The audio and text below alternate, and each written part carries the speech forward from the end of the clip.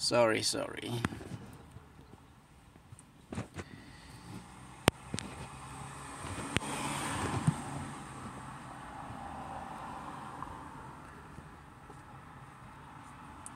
So kwa hiyo ni mimi John Bosco Nhilandekura na kuja hapa kwenye lugha ya Kiswahili kwa sababu tunataka kuendelesha lugha yetu ya Kiswahili kwamba iwe ni lugha ya Afrika, iwe ni lugha ya kwetu Afrika, ili tupate umoja ambao unaweza kutusaidia. Ni kwamba tunapaswa kuwa wamoja, tunapaswa kuwa na lugha moja ambayo itatuwakilisha, sio kusema mtu nchi moja naongea Kifaransa na nchi nyingine naongea Kiingereza na zingine zinaongea lugha tofauti. Kwa hiyo maana yake ni kwamba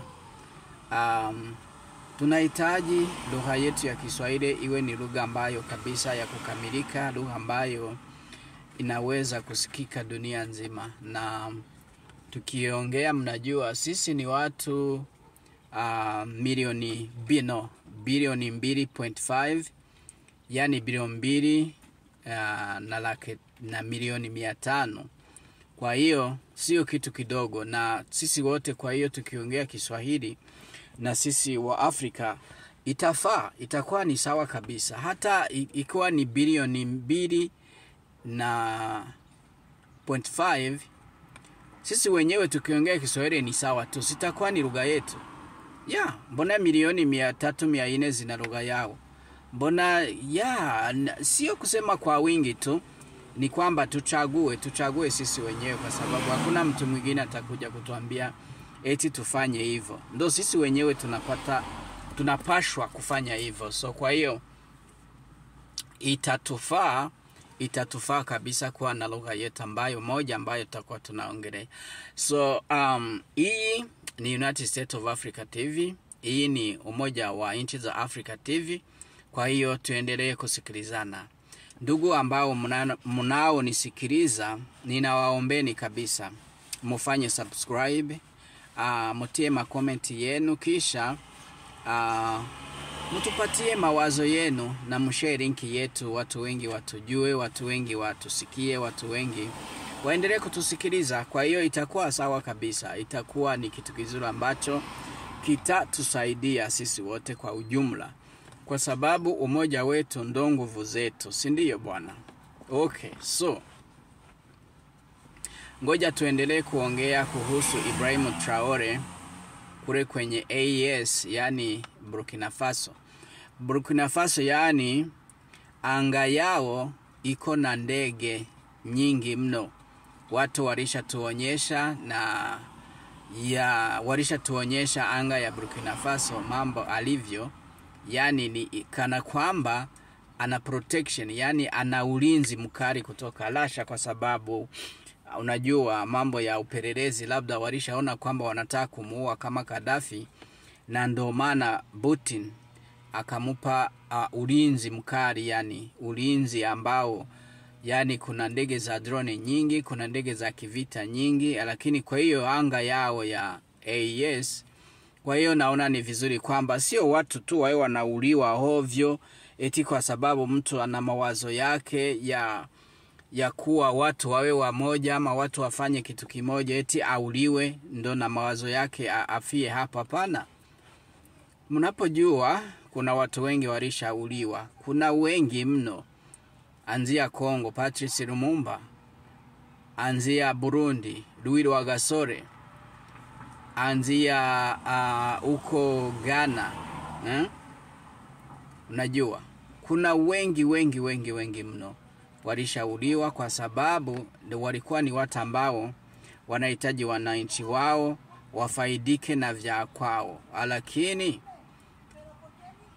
au manyang'ao hawakuruhusu mambo yaendelee vizuri kama walivyopanga, na ndio maana mlishaona kwenye maorodha mengi ambayo walishaua watu wengi wakuu wa Afrika ama watawala wa Afrika ambao walikuwa wana moyo wa kusaidia wananchi, walikuwa na moyo wa kuwa na utu wa Afrika, lakini waliuliwa kama walivyomuua Sankara huko Burkina Faso.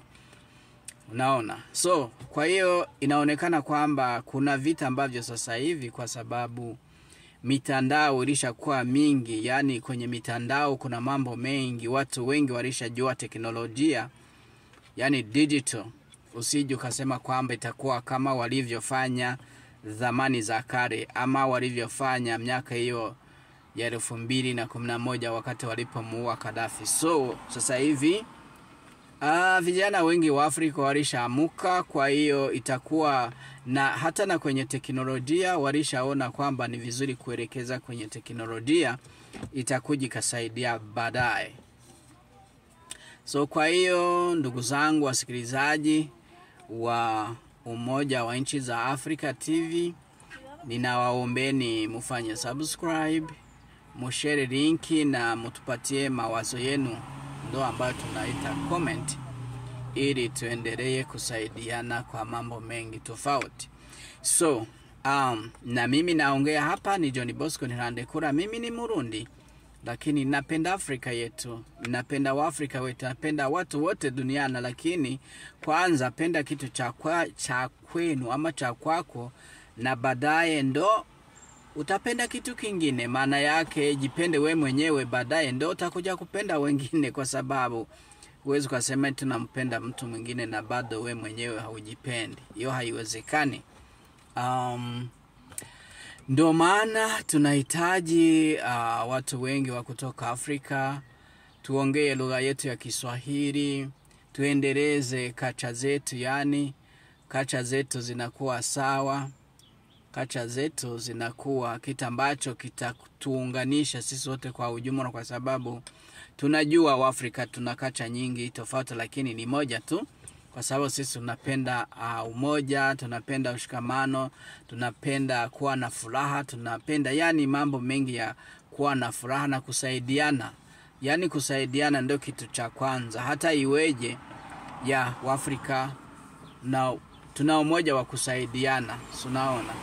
So na kusaidiana hiyo haimaanishi kwamba we ni tajiri ama ni bilionea ama ni milionea, no. Kusaidiana ni kutokana na moyo wako we mwenyewe, moyo wako mzuri.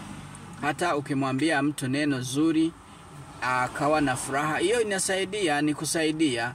Hata ukiwa na kitu, ukiwa na hela ukamsaidia, ni vizuri.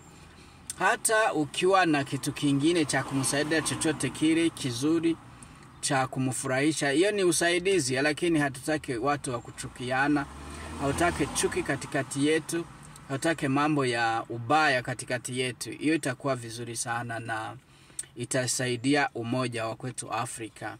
Na ndio maana watu wengi sasa hivi wako na mawazo ya kusema kwamba ni vizuri nchi za kwetu Afrika zitowe mipaka katikati, yani mipakani tolewe, na pia cha pili tuwe na faranga letu ama tuwe na hela zetu ama hela yetu moja ya Afrika, na badala ya hivyo tuwe na passport moja. Maana yake passport iwe moja tu. Mtu akitoka kama hivi, mimi nasema nchi ya Burundi, lakini kwa hiyo tukiwa na umoja wa Afrika, labda inaweza kuwa state ya Burundi, ama inaweza kuwa province ya Burundi, hata na Tanzania inaweza kuwa province ya Tanzania. Lakini tukiwa na state moja ama nchi moja Afrika, it depends, labda itaitwa United States of Africa ama itaitwa Umoja wa Nchi za Afrika TV.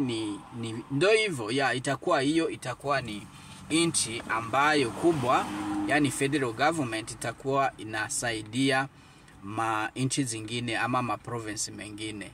Na hiyo sasa itatuonyesha wazi kwamba Afrika inaunga umoja kabisa, na sisi tuwe na teknolojia tofauti, kwa sababu umoja ndo nguvu, umoja na ushikamano ndo nguvu za watu ambao mkijitia pamoja, mkifanya umoja itakuwa ni nguvu, lakini mkifanya kutengana ndo uzehefu, yani ndo kitu ambacho huwezi kupata nguvu, kwa sababu kila mtu anakuwa kule, mwingine anakuwa kule, na sio vizuri. So nimerudi kwenye Burkina Faso. Burkina Faso watu wengi walishaamuka, mumeona anga la Burkina Faso ama AES ina mandege mengi huko juu, maana yake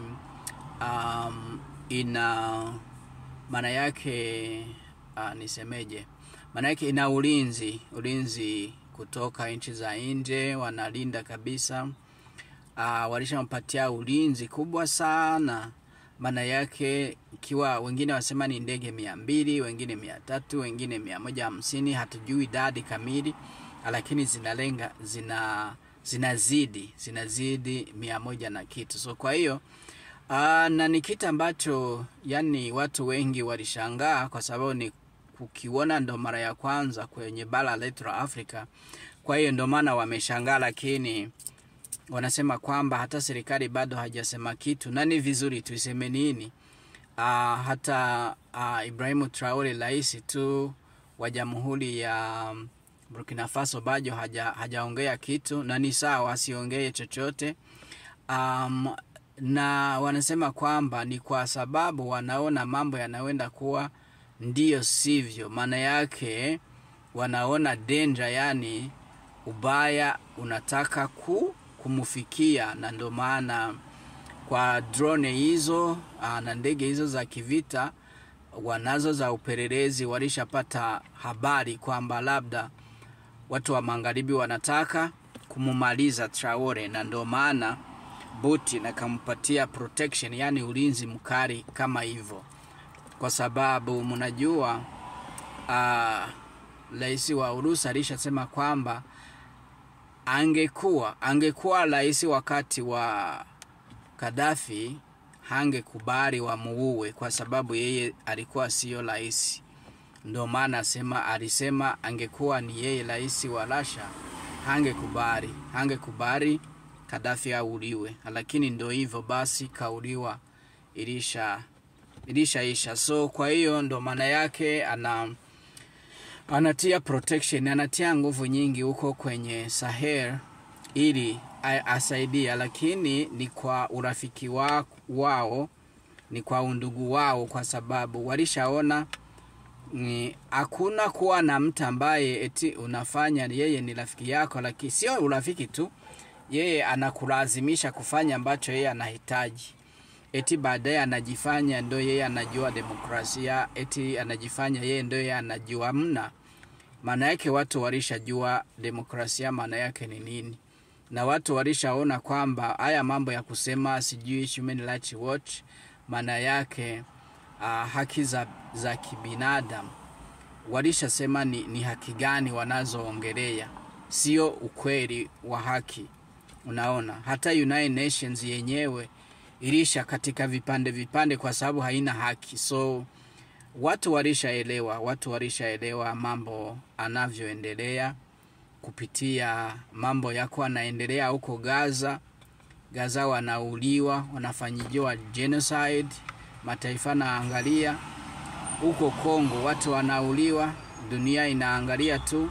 So kwa hiyo naweza nikasema hata mimi kwamba sijui wanavyoongelea haki za binadamu ndo haki gani hizo ambazo hawaoni wa Palestina wa Gaza wanavyouliwa. So na ndo maana mnaona dunia ilishagawanyika, kwa sababu ambao wako na nguvu wanataka watawale dunia, waifanye ambavyo wanahitaji, wamkubara ambayo wanahitaji huo, ambao hawamhitaji na we mwenyewe wakulazimishe, ili usije ukafanyaje, usije ukampenda mkafanya biashara naye. Lakini sasa hivi ni wakati ambapo watu wa Afrika, marais wa nchi za Afrika wanataka waamuke, waangalie umasikini unamaliza watu, maskini unaendelea kuwa balaa, yani kwa watu wengi, na Afrika ina kila kitu lakini haina maendeleo. Maana yake ni nini? Inaonyesha kwamba kuna wanyonyezi, kuna manyangao wanaendelea kufanya ambavyo wanafanya, wakishirikiana na bibaraka vyao ili waendelee kunyonya watu wa Afrika. So kwa hiyo ni vizuri kuamuka na kuonyesha ukweli wa kwamba ukweli wa nguvu za watu na umoja wa Afrika, ili waendelee kujilinda. Ni kujilinda tu, hakuna ambao watavamia. wao wenyewe ni kujilinda tu, hakuna kitu kingine. Na ndo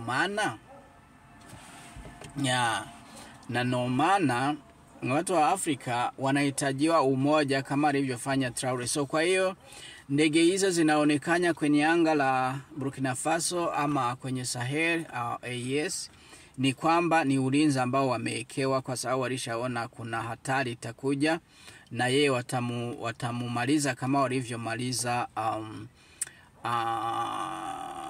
Thomas Sankara. So hicho ni kitu kizuri sana. Hicho ni kitu kizuri sana kuona mtu ambaye anaweza kuwa ni rafiki yako na tena kusaidia, ni kitu kizuri sana kabisa. So hicho ni kitu ambacho mimi naweza nikaunga mkono, kwa sababu ukipambania nchi yako ama ukipambania wananchi wako ni vizuri kuliko kupambania uporaji ama kuwa kibaraka. So na tunajua kuna marais ambao ni vibaraka wao, ukiwemo Ruto wa Kenya. Ruto wa Kenya ni kibaraka chao.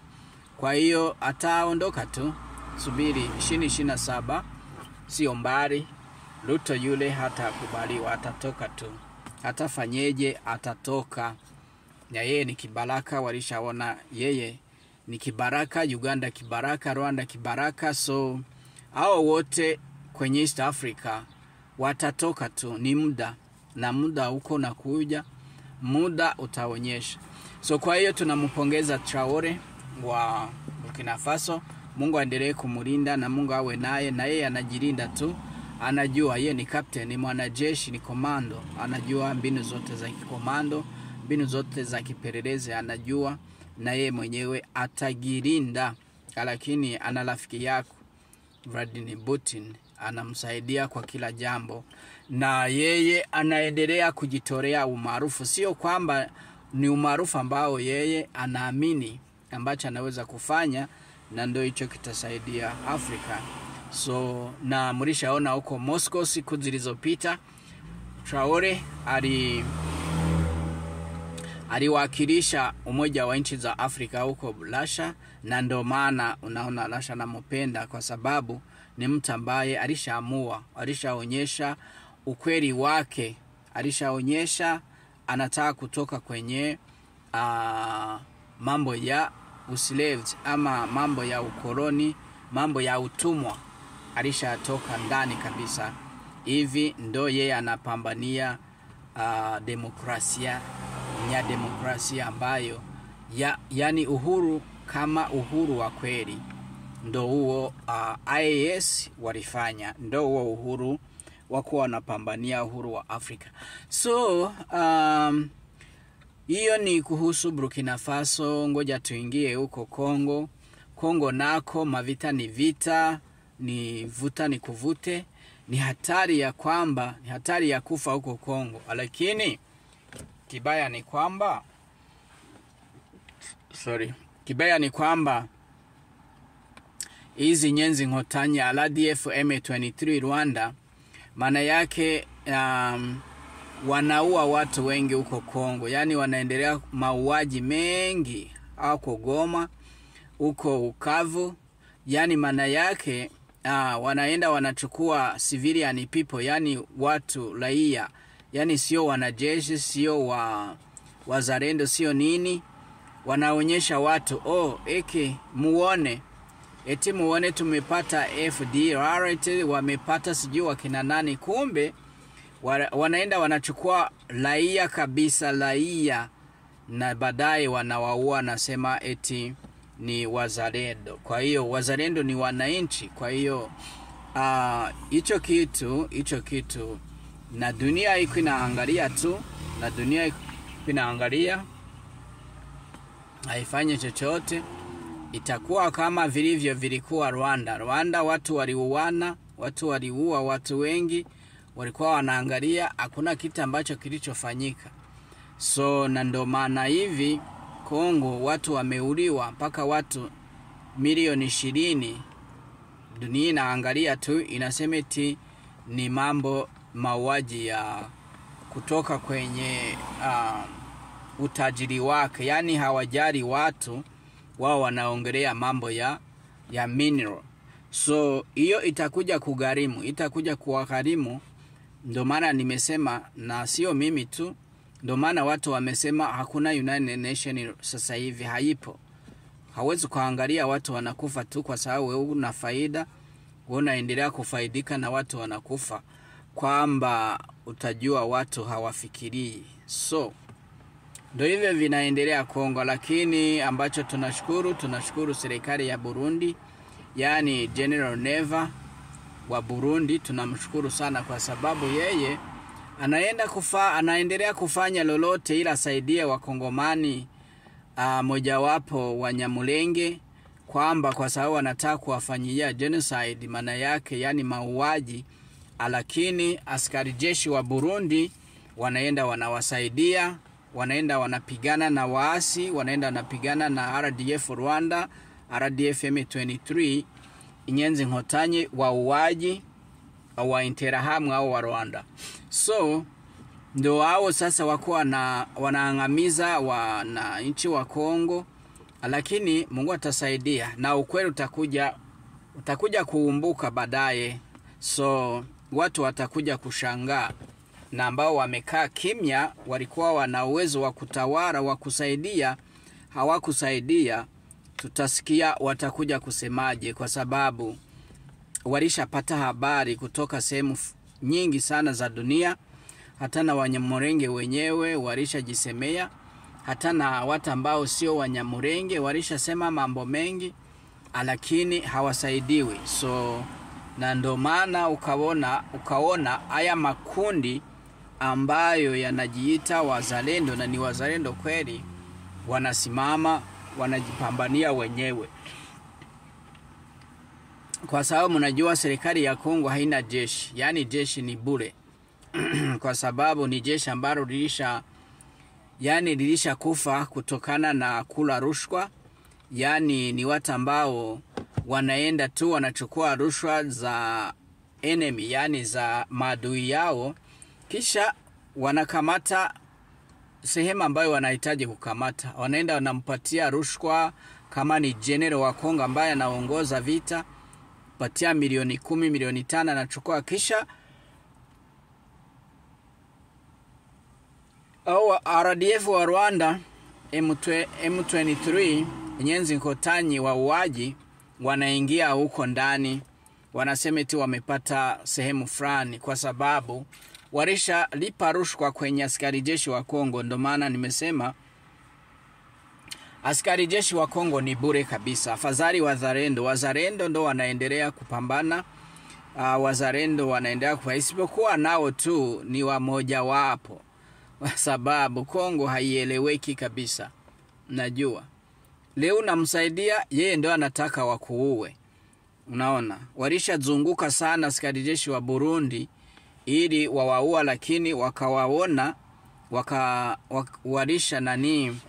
walisha gundua mbinu zao za kuwauzisha kwenye maadui. Na wanajeshi wa Burundi wanajua kila kitu, si wanajuana na nyenzi za Rwanda. Wanajuana na RDF M23 za Rwanda, walishapambania sehemu nyingi sana. Kwa hiyo askari jeshi wa Burundi huwezi kuwadanganya eti wewe mzalendo, sijui wewe askari jeshi wa Kongo. Hapana. Ukisha kuwa wewe ni enemy, unashirikiana na enemy, walisha kutambua, wanakutambua vizuri sana. Na ndio maana na wao wanafanya zao, wanafanya withdraw, wanaenda kwenye sehemu nyingine. Ndio hivyo vinavyokuwa. Askari jeshi wa Burundi wanaenda kusaidia Kongo, lakini Kongo inataka wauzishe kwa madui. Unaona, ndio hiyo shida iliyozuka kuko, lakini walikuwa wanaendelea kuwasaidia tu, isipokuwa wanakuwa makini sana, makini mno, kwa sababu huwezi kumwamini mtu yeyote wa Kongo. Leo mnaweza mko mnaongea, kesho anakuuzisha, yeye anakula hela tu na wewe anakuua. Ndio hivyo vya Kongo. Lakini niseme labda kwamba siku moja tu utakuja kuonekana mtu ambaye anajali Kongo, mtu ambaye atakuwa ni sawa, mtu ambaye atakuwa ni mzalendo, atakuja kutokea kwenye siku fulani, hatujui. Atakuwa kama Traore ama atakuwa kama General Neva wa Burundi, Kongo ndio itakuwa na amani sawa. Tshisekedi tunajua anajaribu lakini bado, kwa sababu ye mwenyewe amejitia kamba shingoni, kwa sababu alishajitia kamba shingoni kwa sababu hajua anachofanya ni kitu gani. Yeye anasema eti anawapatia Marekani ili imupatie amani, lakini bado hajaelewa mchezo ni mchezo gani. Na huyo mchezo akija kuangalia vibaya, itakuwa ni mchezo ambayo ye mwenyewe utamtoa maisha yake, kwa sababu najua kuna mambo mengi yanayoendelea, lakini akiwa na washauri wazuri, akiwa na watu wazuri, labda watamsaidia, watamuonyesha namna viti livyo, kwa sababu yeye tu alifanya diplomasia, alifanya kila kitu chochote, lakini bado kwa sababu yeye mwenyewe hajiamini. Unaona, ukisha jiamini, maana yake unafanyaje? Unasimamia msimamo mzuri ambao unaonekana, kwa sababu hawezi kusema kwamba leo wamepambana, wametoa watu hapa kwenye sehemu fulani, kesho tena wamerudi bla bla bla. Wewe mwenyewe unawaambia wananchi eti kisikia risasi moja inaangukia Kongo Goma, utasimama sijui wapi, unapiga moja huko Kigali. Kwamba ye mwenyewe tu alijipangua kabisa. Hata na mimi nilishamkatia tamaa. Kuna mambo ambayo unasema unayazingatia, na yakitokea unafanya kitu ndo watu wakuamini. Lakini sasa hivi nadhani Tshisekedi hana lolote ya kuambia wana Kongo. Hana kabisa, kwa sababu alishawadanganya sana, alishawafanyia madanganyo. Hata na sisi wenyewe tulikuwa tunamkubali sana, lakini sasa hivi tulishaona hakuna kumkubali kabisa. Unasema ukiona risasi moja utafanyaje? Sasa ulifanyaje? Unasema utaongea na Kagame huko mbinguni. Hivi mlishafika mbinguni? Wewe usije kawadanganya watu, wewe mwenyewe ulijipangua. Hata na mimi sasa hivi sikupendi kabisa. Siwezi nikakuficha Tshisekedi. Sikupendi kwa sababu ulishajionyesha vibaya. Unajua kwenye Burundi tunasema mwanaume habadilike kwenye maneno, anabadilika ndani kwenye kitanda ndo anabadilika, lakini kwenye maneno habadiliki. Usije ukasema ati ni siasa ya nini? Siasa ya kuua watu. Goma imekamatwa, unajua kuna kufa watu wangapi kila siku? Hiyo ni siasa gani sasa? We mwenyewe Tshisekedi umesema ukiona risasi moja kutoka Rwanda inaangukia huko Goma, ama M23 RDF ikifika Goma, utafanya kitu. Sasa hivi hujafanya chochote. Wanakuzungusha tu, wanakuzungusha wanakohitaji. Ulishakuwa kama kipepeo. Yaani kipepeo wanakizungusha sehemu yoyote wanayohitaji, na badala yake wakiona hakina chochote wanakitupa. Ndio hivyo livyo sasa hivi Tshisekedi, kwa sababu hakusimamia maneno yake. Ndio maana watu walishaona ufanye, hatufanyeje kwa sababu ulishafanya makosa already. Ulishafanya makosa, isipokuwa tu Burundi ndo inaingia kwenye mgogoro. Najua ni sawa kwa sababu tuko tunajilinda, lakini Tshisekedi kabisa nikwambie ukweli, sasa hivi hauna lolote isipokuwa tu unasubiri kifo. Unasubiri risasi moja, wanakupiga kwenye ndege yako na unakufa na anguka. Kwa sababu we mwenyewe sasa hivi nasikia habari ule Katumbi alishafika Ubelgiji, alishaanza kukupindua. Wanasema eti serikali ya mpito, na we mwenyewe baadaye utakubali tu kwa sababu huna lolote, hausimamii maneno yako. Najua utakubali chochote watasema, utakubali sababu hakuna mtu anayekukubali sasa hivi. We mwenyewe ulishajipangua, kwa sababu ukijipangua we mwanaume na we ni rais, sasa nani atakuamini sasa? Ni yale tu, ni yale wanayosema ya Kongo. Isipokuwa naomba rais wa Burundi General Neva aendelee kulinda Burundi, na aendelee kulinda hao watu wote wa Kongo kule Uvira, Bukavu. Waendelee kuwasaidia tu, ni kusaidia wandugu. Sio kusema kwamba ni kwa sababu ya Tshisekedi. Tshisekedi yeye haelewi, kwa sababu ni civilian, haelewi kinachoendelea huko, na hicho ambacho hakielewi ndio kitakuja kumuumbua, ndio hicho kitakuja kumuletea kifo. Sawa. So Wakongo, muendelee, wazalendo, kujipambania, muendelee kupambania mafamilia zenu ili muone kama Mungu atasaidia. Na atasaidia kwa sababu muna watu karibu yenu ya kuwasaidia. Mna sisi Warundi, mna jeshi la Burundi, kwa sio wataendelea kuwasaidia. So kwa hiyo nadhani kwamba tutaongea tena kesho, lakini ambacho mimi naongelea hapa ni kuwa na umoja wa nchi za Afrika ili tuwe pamoja, tuondoe mipaka, tuwe na pasipoti moja na tuwe na umoja wetu wa Afrika, na pia tuongee lugha ya Kiswahili ili tusaidie kuwa na umoja na mshikamano ili tuwe na nguvu, kwa sababu umoja ni nguvu. Na pengine usipokuwa na umoja, ndio maana naona watu wanakufa hovyo, wanauliwa, na hakuna ambaye anayesaidia ama anayosema eti pore. Ni kwa sababu gani? Kwa sababu ya ujinga wa watu ambao ni vibaraka vya manyang'ao, na manyang'ao wanaendelea kuwa watu tu, na bado hakuna ambaye aliyewashitaki. Asanteni ndugu yangu, asanteni mnaponisikiliza. Ni mimi ni John Bosco, na tunaongea kwenye Umoja wa Nchi za Afrika TV, na pia tuko pamoja kwa kuendesha lugha yetu ya Kiswahili iwe ni lugha yetu ya watu wa Afrika. Asanteni, Mungu awabariki. Tuko pamoja kwa kesho sasa. Bye bye.